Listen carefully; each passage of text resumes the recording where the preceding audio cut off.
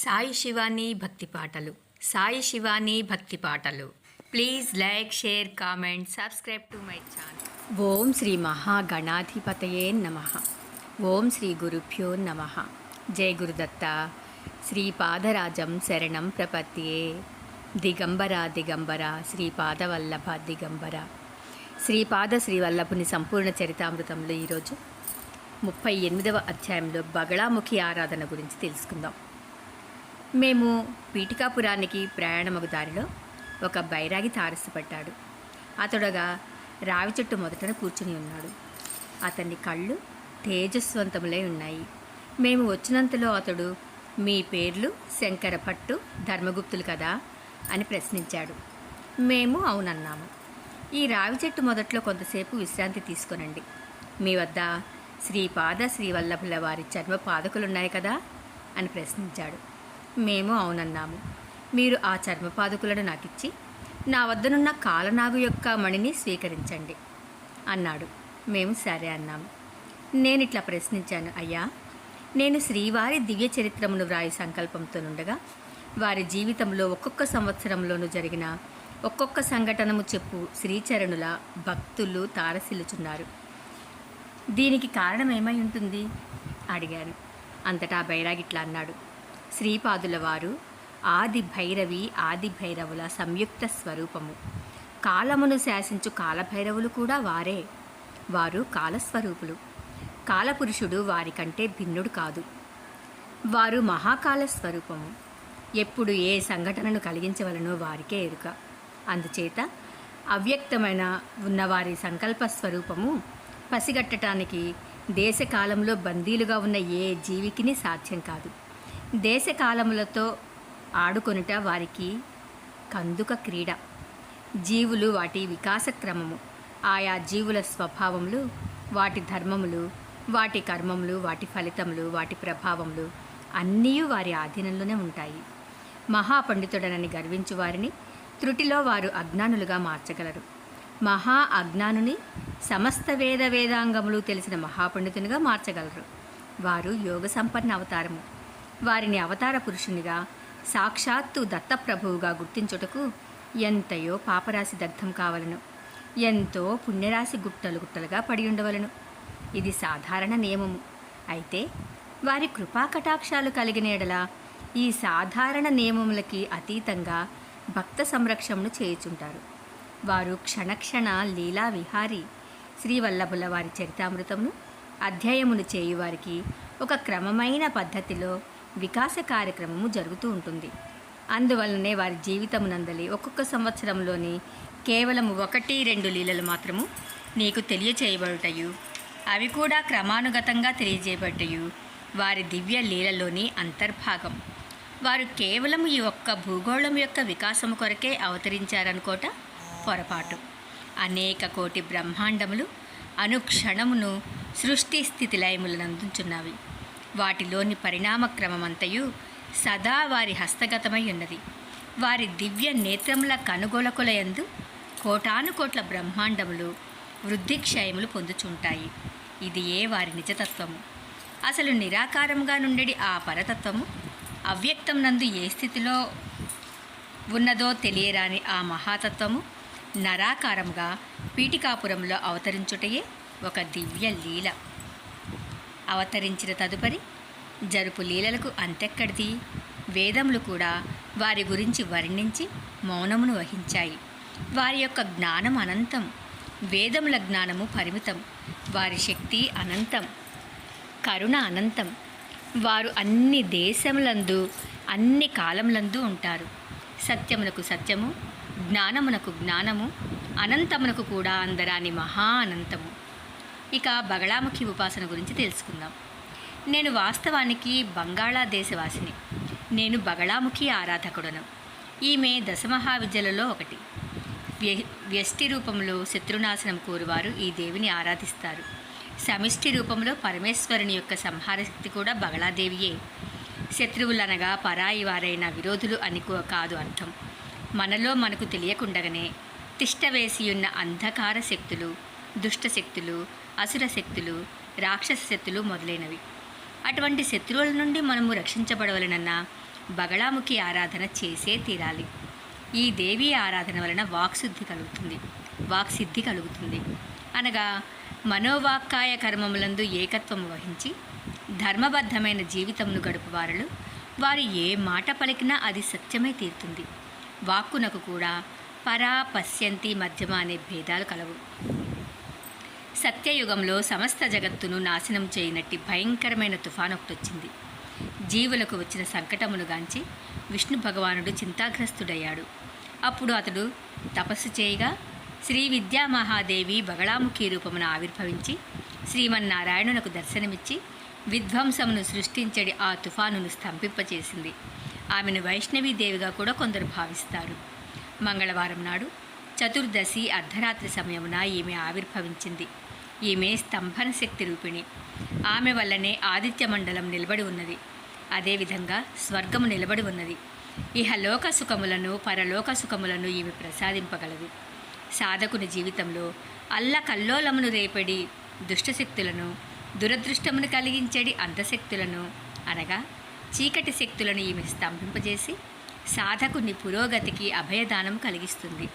ఈమెను బడబాముఖి అనియు, జాతవేదముఖి అనియు, ఉల్కాముఖి అనియు, జ్వాలాముఖి అనియు, బృహద్భానుముఖి అనియు కూడా పిలుస్తూ ఉంటారు.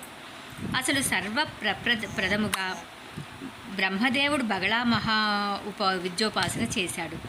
ఈ మహాదేవినే బ్రహ్మదేవుడు బాలారూపమును దర్శించి తిరుమలలో అర్చించాడు. ఈ మూర్తిని శ్రీ పద్మావతి సమేత వెంకటేశ్వరునిగా కూడా అర్చించి బ్రహ్మోత్సవాలను వాటికి శ్రీకారం చుట్టాడు. ఈ మహావిద్యను బ్రహ్మదేవుడు సనకాది మహర్షులకు ఉపదేశించాడు. బ్రహ్మ తర్వాత ఈ బగళాముఖిని ఉపాసించిన వారిలో విష్ణువు ముఖ్యుడు. ఆ తరువాత పరశురాముడు కూడా ఈ దేవిని ఉపాసించాడు. నేను తీర్థయాత్రలను చేయుచు పీఠికాపురానికి వచ్చాను. శ్రీ కుక్కుటేశ్వర దేవస్థానమును దర్శించాను. అంతటా ముద్దులు మూటగట్టు బాలకుని గాంచితిని. అతడు ఇట్లనెను, పోయి నీవు బంగాళాదేశము నుండి వచ్చినావని నాకు తెలియను. నేను చాలా కాలం నుండి ఈ మధ్యకాలం వరకు ఇదే ఆలయంలో స్వయంభూదత్తుడనడి పేర బందినై ఉన్నాను. నాకు తీవ్రంగా ఒక్కపోయిచున్నది, ఊపిరాడుటలేదు. అందుచేత అర్చక స్వాములను నాకు శీతలోపచారములు చేయవలనని కోరాను. అందులకు వారు నిరాకరించారు. గత్యంతరం లేక నేను బయటికి వెళ్ళిపోయేదనన్నాను. నీవు వెళ్ళుట కాదు, మేమే నిన్ను వెళ్ళగొట్టేదమన్నారు.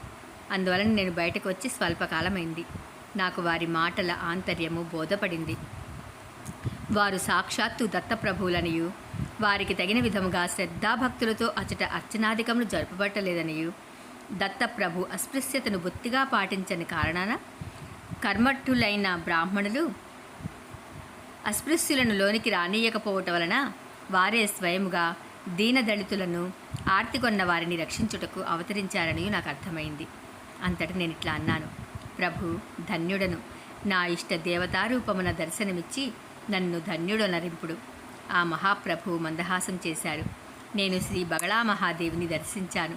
ఆ మహా తేజస్సును ఈ చర్మచక్షువులు చూడజాలవు. నేను మూర్ఛబోయాను. అచ్చటనున్న కొంతమంది దయగలవారలు నన్ను అక్కడనే ఉన్న ఒక చెట్టు నీడన చాప వేసి పడుకొని పెట్టారు. వాస్తవానికి నాకు వచ్చినది మూర్ఛ కాదు, బ్రహ్మానందానుభూతిని ఇచ్చారు. ఆ దివ్యానందమును అనుభవించుచు అష్టదినముల పర్యంతం నేను అట్లే ఉన్నాను. నాడీ చలనం లేదు, హృదయ స్పందనం లేదు. ఊరిలోని వారికి నా స్థితి ఏమితో తెలియరాకుండెను. నా విషయము పీఠికాపురంలో గగ్గోలు పుట్టించింది. ఎవరో బ్రాహ్మణ బైరాగి శ్రీ కుక్కుటేశ్వరాలయంలోనికి ప్రవేశించాడనియు, స్వయంభూదత్తుని దర్శించాడనియు, ఇతడు క్షుద్ర మాంత్రికుడై ఉండటం వలన తన క్షుద్రశక్తిని కుక్కుటేశ్వరుని మీదను స్వయంభూదత్తుని మీదను ప్రయోగించుటకు సమకట్టననియు, అర్చక స్వాముల నియమనిష్టల వలన కుక్కుటేశ్వరుని శక్తి స్వయంభూదత్తుని శక్తి క్షీణత నొందక అట్లే నిలిచి ఉండననియు, అందుచేత వ్యతిరేక ఫలితాన్నిచ్చి ఈ బైరాగి మూర్ఛపీడితుడై నాడీ స్పందనము హృదయ స్పందనము లేక పడి ఉన్నాడని ప్రచారము ఊపందుకున్నది. పీఠికాపురం యొక్క గొప్ప విశేషం ఏంటంటే వదంతులు క్షణంలో వ్యాపిస్తాయి. సత్యమును అసత్యంగాను, అసత్యంను సత్యంగాను వ్యాఖ్యానించి ఇతరులను నమ్మించటలో అక్కడి జనులు బహు చతురులు. ఈ చతురుల మధ్యన అవతరించిన శ్రీవల్లభులు వీరందరికంటేనూ బహుచతురులు. ఇచ్చట జరుగు విషయాలన్నీ వారికి బహు వినోదంగా ఉంటాయి. వారు నిత్య వినోదులు, దివ్య వినోదులు. అర్చక స్వాములకు పీఠికాపురంలో ఘనత పెరిగిపోయిను.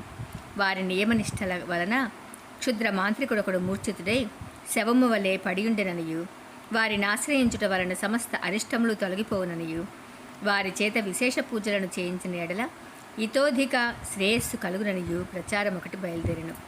అర్చక స్వాములచే పూజలు ఆరంభింపబడెను. బ్రాహ్మణోత్తములకు భూరి సంభావన ఇవ్వబడుచుండెను. ఇంతలో అర్చక స్వాములలో కలవరం ఒకటి బయలుదేరెను. వారు రెక్కలు ముక్కలు చేసుకుని స్వయంభూదత్తునికి కుక్కుటేశ్వరునికి అర్చనలు చేస్తున్నారు. అందువలన వారికి బహువిధములైన స్వయంపాకములతో సహా భూరి దక్షిణములు ఇవ్వబడుచున్నాయి. ఇంటికి తెచ్చుకున్న ధనమును వారు పెట్టెలో పెట్టుకుని ఉండక తెల్లవారేసరికి అది మాయమవుతూ ఉంది. అందరికీ అర్చనలు చేటుకు ఒప్పుకొనటం వలన విధిగా చేయవలసే ఉంటుంది. అయితే వారి సంభావనల ధనం మాత్రం మాయమవుతూ ఉంది. అంతేకాకుండా బహువిధములైన స్వయం పాకములు చాలా సమృద్ధిగా ఇవ్వబడినను బ్రాహ్మణులు తాము ఇదివరకు తిన్న దానికంటే 2 రెట్లు 3 రెట్లు భోజనం చేసినను చాలా నీరసంగాను అలసటగాను ఉన్నారు. ఒకవైపున నీరసము, మరి ఒక వంక ధనము అదృశ్యమొకటకు వింతగా ఉన్నది. విషయములు ఈ రకంగా జరుగుతున్నవి. వారు యథార్థమును వచించిన వారే ఇబ్బందికర పరిస్థితుల్లో పడెదరు. అర్చక మహాస్వాములు చాలా గొప్ప నియమనిష్టలు కలవారనియు, గొప్ప మంత్ర తంత్ర శాస్త్రవేత్తలనియు ప్రచారంలో నుండుటచే వారే ఈ విధముగా యక్షిణీ ప్రభావమునకు లోనైనారడే విషయము బయటకు పొక్కినేడల ఉన్న మర్యాద కాస్తా పోతుంది. అందుచేత బ్రాహ్మణులు ఈ విషయాలను వారి మనస్సులలోనే దాచుకుని ఎవ్వరికీ చెప్పకుండా ఉన్నారు. మూర్ఛితుడైన బైరాగి చచ్చి ఉన్నాడో బ్రతికి ఉన్నాడో తేల్చి చచ్చినేడల దహనం చేయవలన నిర్ణయించారు. ఈ విషయమును శ్రీ బాపనార్యుల వద్ద ఉంచారు. అంతటా బాపనార్యుడు బైరాగి శవమును పరీక్షించి ఈతడు మరణించలేదనియు, మూర్ఛను కూడా పొందలేదనియు, ఈతడు ఒక రకమైన సమాధి స్థితిలో ఉన్నాడనియు తేల్చి చెప్పారు. బాపనార్యుల మాటను ఖాతరు చేయకుండగా ఈ బైరాగిని దహనం చేసిన ఎడల యక్షిణీ దోషము నివారణ మగునమని కొందరు తలచారు. మరికొందరు శవదహనం చేసిన తదుపరి బైరాగి యొక్క శక్తులు మరింత విజృంభించి మరిన్ని అరిష్టములను సృష్టించరని చెప్పారు. కేవలము శ్రీపాదులు వారి విచిత్ర సంకల్పం వలన నా శరీరము దహింపబడలేదు. 8 రోజుల తర్వాత నేను ప్రకృతిస్థుడనయ్యాను. శ్రీపాదుల వారు తమ దివ్య శ్రీహస్తములతో హస్తమస్తక సంయోదకం చేసిరి. నాకు బ్రాహ్మణులు ఎవ్వరూ భిక్షనీయరేరి. శ్రీ పీఠికాపురంలోని గొల్లల ఇంట నాకు నివాసమును భిక్షయు ఏర్పాట్లు చేయబడినది. నేను కులము పట్టింపులను పాటింపకపోవటచే గొల్లలందరూ నాకు చాలా ఆత్మీయులయ్యారు. ఆ గొల్లలలో ఒక గొల్ల వనిత పేరు లక్ష్మి. ఆమెకు ఈ మధ్యనే అనగా 4-5 సంవత్సరముల కిందటనే వైధవ్యము సంప్రాప్తించింది. ఆమె భర్త ఎంతో ప్రేమగా చూసుకునేవాడు. అతడు ఆ గొల్లలు అందరికీ పెద్ద ఒకటే కాక కులంలో వచ్చే తగాదాలను పరిష్కరించుటకు న్యాయ నిర్ణేతగా వ్యవహరించేవాడు. వయస్సులో చిన్నవాడైనా అతడు విద్యావంతుడొకటచే ఆస్తుల పట్టీలను చదువుటయు, దానిలో వ్రాయబడిన విధానం ప్రకారము పంపకాలను చేయుటయు, భూములకు సంబంధించిన లిఖిత వ్యవహారములు చేయుటయు మున్నగు పనులను చేయుచుండెను. అందుచేత కులస్తులు అతనిని వయస్సుతో నిమిత్తం లేకుండా పెద్దగా ఎన్నుకున్నారు. అతని ధర్మపత్ని అయితే ఇల్లాలు లక్ష్మీ పతివ్రత లక్షణములను కలిగి ఉండెను. నేను శ్రీపాదుల వారి మహాత్యమును ఎరిగి ఉండుటచే ఏదో విధముగా శ్రీపాదుల వారితో సంబంధమును కలిగి ఉన్నేడల శ్రేయస్సు సిద్ధించునని తెలియచెప్పాను. ఇంతలో వెంకటప్పయ్య శ్రేష్ఠి గారి ఇంటనున్న ఆవు వట్టిపోయేను. అందుచేత శ్రేష్ఠి గారింటికి లక్ష్మి పాలన తెచ్చేది. శ్రేష్ఠి గారింటికి శ్రీపాదుల వారు తరచూ వచ్చేవారు. అమ్మమ్మ, నాకు ఆకలి అవుతున్నది అని వారు అడుగకయే మహాలక్ష్మి సమానురాలైన వెంకట సుబ్బమ్మ గారు వేడి పాలను కాచి శ్రీపాదుల వారికి ఇచ్చేది. అంతేకాకుండా మీగడ వెన్న కూడా ఇవ్వబడుచుండేది. లక్ష్మి ఆ ఇంటికి పాలు తెచ్చినప్పుడు శ్రీపాదుల వారు తమకు ఎక్కువగా ఆకలి అవుతున్నదని చెప్పారు. మరి కాసిన పాలను తెమ్మని వెంకట సుబ్బమ్మ గారు లక్ష్మి కోరింది. మరి కొంచెం పాలను తెచ్చి ఇచ్చినడలా తన ఇంటిలో పాలు తగ్గిపోయాయి. తాను ఇళ్ల మధ్యకను త్రాగవలసి వచ్చును. త్యాగశీలి అయిన లక్ష్మి తను త్రాగుటకు వినియోగించుటకు దాచుకున్న పాలను కూడా శ్రేష్ఠి గారింటికి అమ్మజొచ్చును. ఆలయంలో పూజాధికములు 10 రోజులు విరిగినవి. బ్రాహ్మణులకు భూరి సంభావనలు ఇయ్యబడినవి. అయితే యక్షిణీ ప్రభావమున మహాశూన్యము మిగిలింది. స్వయంపాకములు భూరి పరిణామంలో ఇయ్యబడ్డాయి. అయితే బ్రాహ్మణులు బలిష్ఠులగుటకు బదులు నీరసంతో కృషించారు. ఇంతలో ఆ ఊరికి పురాణ ప్రవచనం చేయి పండితుడొకడు వచ్చాడు. కుక్కుటేశ్వర ఆలయం బయట ఉన్న విశాల ప్రాంగణంలో పురాణ ప్రవచనములకు ఏర్పాట్లు చేశారు. పురాణములన్నవి శూద్రుల కోసం కానీ మా వంటి బ్రాహ్మణోత్తముల కోసం కాదని, మాకు తెలియని పురాణములు ఏమీ లేవని బ్రాహ్మణోత్తములు చెప్పారు. శ్రీ బాపనార్యుల వారును, శ్రేష్ఠి గారును, వర్మగారును తమ వంతు కొంత ధనమును పురాణం చెప్పు పండితునిగా ఇచ్చేదమండ్రి. శూద్రులు అందరూ పురాణ శ్రవణమును చుచ్చుటకు అంగీకరింపబడెను. అంతేకాకుండా శూద్రులు ఆ పురాణం చెప్పు పండితునకు సంభావనలు వచ్చునని దండోర వేయించబడెను. బ్రాహ్మణులలోని కొందరు శూద్రులు పురాణ పండితునకు ఇచ్చు సంభావనలో సగభాగము బ్రాహ్మణ పరిషత్తునికి ఇచ్చి సగభాగము తీసుకుని వచ్చునని సూచించారు. శ్రీ బాపనార్యులు ఇట్లా తీవ్రంగా మందించారు. దీనినే ముష్టిలో ముష్టి వీరముష్టి అంటారు. మీరు పురాణ శ్రవణం కూడా చేయనంటిరి. కష్టపడి ప్రవచనం చేయి పండితుని కష్టార్జితం కూడా హరింపు చూస్తుంటిరి. మీరు మీ ప్రవర్తనను ఆలోచన విధానములను మార్చుకొనని ఎడల భవిష్యత్తులో కాలపురుషుని వలన తీవ్ర శిక్షలను అనుభవించవలసి ఉంటుంది. వచ్చిన పురాణ పండితునకు బాపనార్యుల ఇంట భోజనం ఏర్పాటు చేయబడింది. పురాణ ప్రవచనమునకు ముందు లక్ష్మి పాలను కాచి అతనికి ఇచ్చుచుండేది. ఆ పాలను త్రాగి అతడు పురాణ ప్రవచనం మొదలుపెట్టేవాడు. శ్రీపాద శ్రీవల్లభుల వారికి సర్వహృదయాంతర్వర్తి కనుక తెలియనిది లేదు. ఈ పురాణ పండితుడు మహాజ్ఞాని, మహాయోగి. అతడు తన యోగశక్తి వలన తన ఆత్మ ధరించిన ఇతర రూపాలను కనుగొనగలిగాడు. ఆ రూపములలోని చైతన్యమును తనలోనికి ఆకర్షించుకున్నాడు. లక్ష్మి తన పాలన ఇచ్చు సందర్భమున యోగ దృష్టితో ఆమెను చూశాడు. ఆమె భర్త రూపమును కూడా తన ఆత్మయే అవతరించని తెలుసుకున్నది. తన మహామాయామయమగు యోగశక్తితో ఒక బ్రాహ్మణ జమీందారుల ఇంట పసిబాలుడే జన్మించెను. ఆ పసిబాలునికి ఇప్పుడు 4-5 నెలలు వయస్సుండును. తన యోగశక్తి వలన ఆ జన్మంలోని కర్మమును కూడా హరించి పరమేశ్వరంలో ఐక్యమవ్వాలని అతడు నిశ్చయించుకున్నాడు.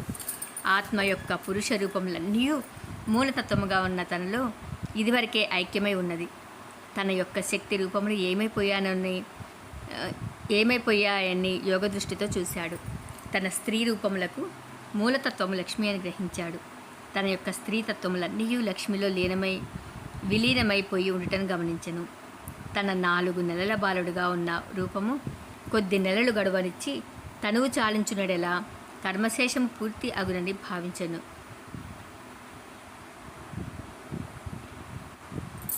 పీఠికాపురమున ఉన్న కర్మ రుణానుబంధములను పూర్తి చేసుకున్నటకు పురాణ పండితుని రూపమున వచ్చినను.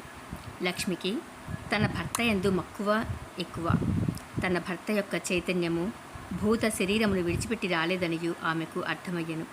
అనేక పర్యాయములు ఆమె తన భర్త యొక్క రూపము తనకు ప్రక్కగానే నిల్చుండుటను గాంచెను.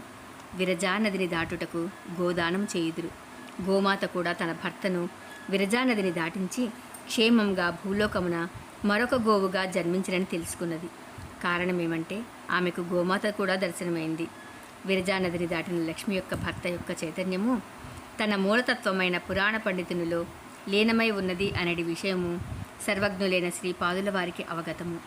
పండితుడు పరమేశ్వరునిలో లీనమైపోయిన ఎడల బాలుడుగా ఉన్న బ్రాహ్మణ జమీందారు పిల్లవాడు మరణించును. దీనివలన జమీందారు తన తల్లిదండ్రులు శోకగ్రస్తులయ్యారు. అంతేకాకుండా లక్ష్మికి భర్తగా మరుజన్మమున రావాల్సిన పండితుడు సాయుధ్యము పొందిన ఎడల లక్ష్మి వచ్చేటి జన్మమున బ్రహ్మచారిణిగా జీవించి మరణించవలను. కానీ లక్ష్మికి మరుజన్మను పొందవలేను అనే కాంక్ష తీవ్రంగా ఉన్నది. అందువలన శరీరపాతానంతరం చైతన్య స్థితి నొందినప్పుడు మరొక సద్బ్రాహ్మణుల ఇంట తాను జన్మింపవలను. తన భర్త నెలల బాలుడిగా ఉన్న జమీందారుల పాపడు పెరిగి పెద్దవాడే తీరవలను. పాపం లక్ష్మి అమాయకురాలు. ఆమెకు తెలియకుండగానే ఆమె అర్ధనారీశ్వర యోగంను అనుష్ఠించింది. ఇదంతా ఇన్నూ శ్రీపాదుల వారి లీల.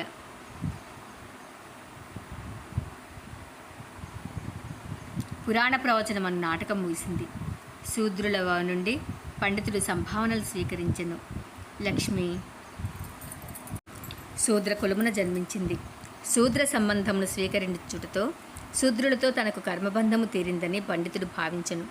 ఇంకను ఏమైనా కర్మబంధలు మిగిలిన వాటిని యోగాగ్నిలో దగ్ధం చేయదల్చెను.